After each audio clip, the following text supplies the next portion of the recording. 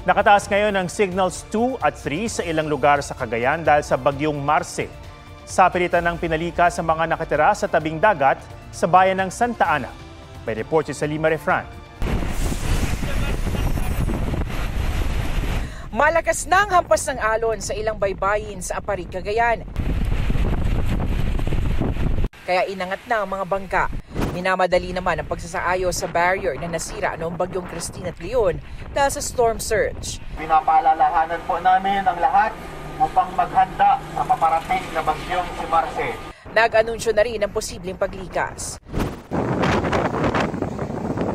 Sa lakas ng hangin, natuklap ang ilang bubong ng Licerio Antiporda Senior National High School sa Bugey, Cagayan. Mahigit 100 pamilya na ang nag-evacuate sa bayan ng Santa Ana.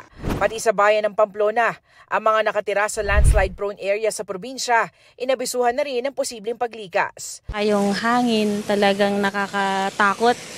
Saka yung ulan, malakas po talaga. Ramdam na rin ang bagsik ng bagyong Marce sa Ilocos Norte. Binabantayan ang matataas na alon sa Pagudpud, pati sa bayan ng Pasukin kung saan tila nagsasayawan ng mga puno dahil sa lakas ng hangin. Minamadali naman ang pag-aani sa Lawag City. Sa Baguio City, naka-blue alert na ang Disaster Response Team. Nag-aalerto na rin ang PDRMO at mga lokal na pamahalaan sa Quezon. Bahana sa Maharlika Highway sa bayan ng Lopez. May liquor ban naman sa Isabela. Bawal din muna mangisda at maglayat. Tuloy-tuloy rin ang monitoring ng Ampayao PDRMC. Inatasan na ni Pangulong Bongbong Marcos na maging alerto ang mga ahensya ng pamahalaan. Utos ulit niyang magkasa ng maayos sa sistema ng paghahatid ng abiso at impormasyon. 24 oras din niyang pinababantayan ang lahat ng daluyan kabilang ang mga dam. Ngayon pa lang ipinapaposisyon na ng Pangulo ang rescue equipment at relief goods.